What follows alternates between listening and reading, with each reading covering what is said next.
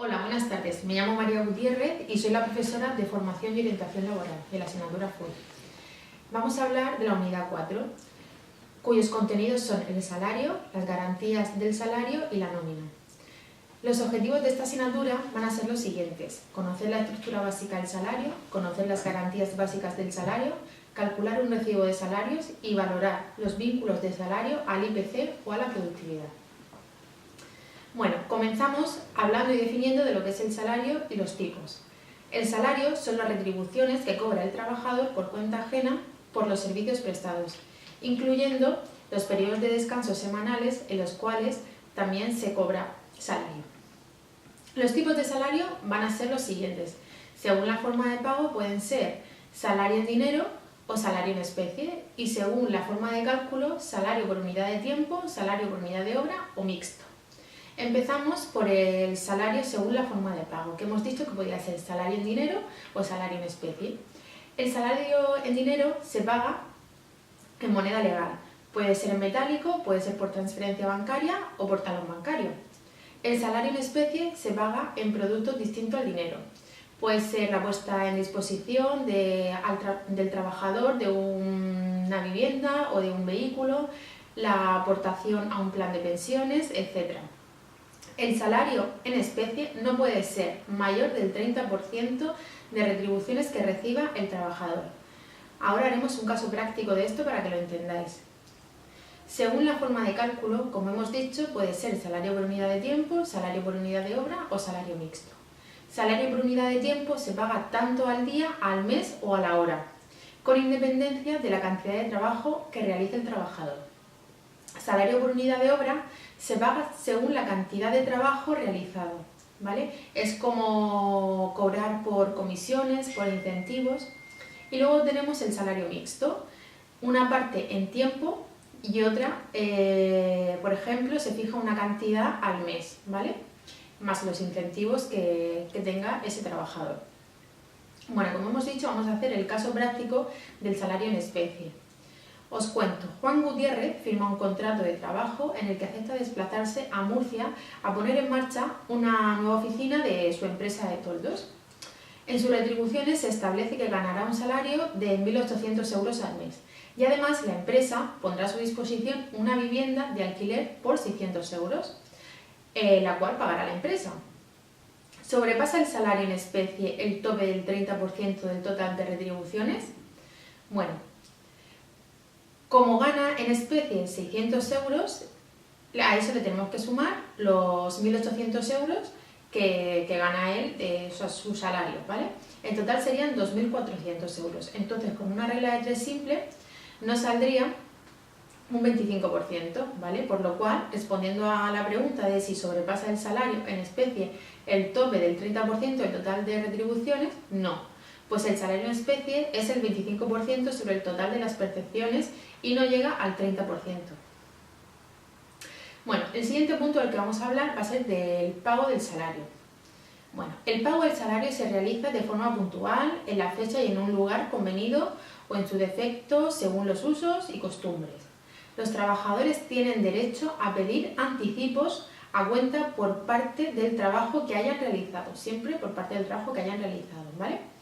Los retrasos en el pago dan derecho al trabajador a recibir un interés del 10% anual sobre esas cantidades. El pago del salario se documenta en un recibo de salarios, donde quedan reflejadas claramente las percepciones que recibe el trabajador, así como las deducciones por seguridad social y por hacienda que realiza la empresa sobre la nómina. Existe un modelo de recibo salarial fijado por ley. Sin embargo, es posible que por convenio colectivo o por pacto entre la empresa y los representantes se fije otro modelo de recibo de salario, donde queden siempre reflejadas las retribuciones y las deducciones. ¿Cómo se establece el salario? Bueno, pues se establece o por el salario mínimo interprofesional, por el salario del convenio colectivo, por el salario del contrato de trabajo o por la modificación salarial. Primero vamos a hablar del salario mínimo interprofesional. El salario mínimo interprofesional es el salario mínimo que se fija todos los años por parte del gobierno para todos los profesionales, tomando como referencia una jornada a tiempo completo. Este salario obedece a que la Constitución establece el derecho de todos los trabajadores a tener una remuneración suficiente para cubrir sus necesidades y las de su familia. Es fijado, como hemos dicho, todos los años por el Gobierno, previa consulta con los sindicatos y las asociaciones empresariales, teniendo en cuenta indicadores económicos tales como el IPC, que es el índice de precios de consumo, la productividad anual o la situación económica del país. El salario por convenio colectivo son los que recogen el salario mínimo anterior, o sea, el salario mínimo interprofesional, y establece la estructura del salario, ¿vale? Tiene un salario base por cada categoría o grupo profesional, el cual viene a mejorar el salario mínimo interprofesional.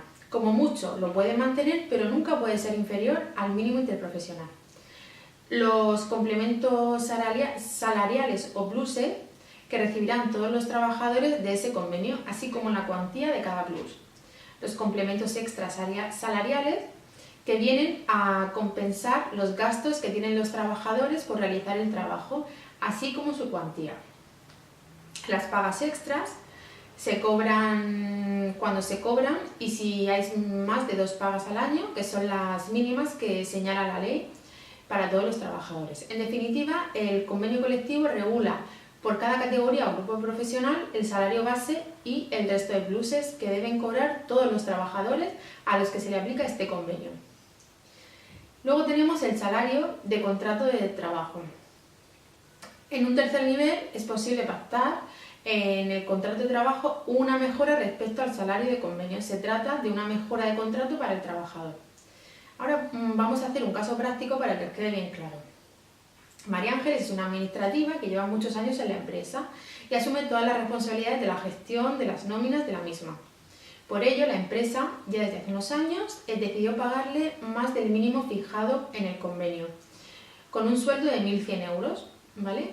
Cuando el convenio son 900 euros. Este año el convenio ha realizado una subida del 3%, por lo cual se quedan 927 euros. María Ángeles ve que sus compañeras cobran 27 euros más y ella se pregunta si deberían de subirle también el sueldo. Bueno, pues la solución es que María Ángeles ya viene disfrutando de una mejora de salario respecto al convenio, con lo que las subidas del convenio no le van a afectar a ella, ya que la cantidad mínima, 927 euros, sigue siendo inferior a los 1.100 euros que ella cobra.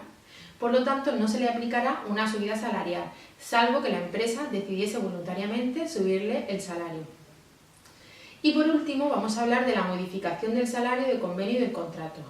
La reforma laboral de 2012, con la finalidad de fomentar la flexibilidad interna de las empresas, ha introducido la posibilidad de que se modifiquen las condiciones salariales fijadas tanto en el convenio colectivo como en el contrato de trabajo.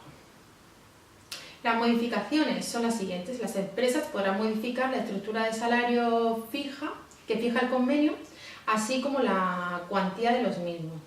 Para ello se buscará el acuerdo con los representantes de los trabajadores, así como que existen unas causas objetivas que lo justifiquen, ¿vale? Como por ejemplo, disminución de ventas durante 2 trimestres consecutivos.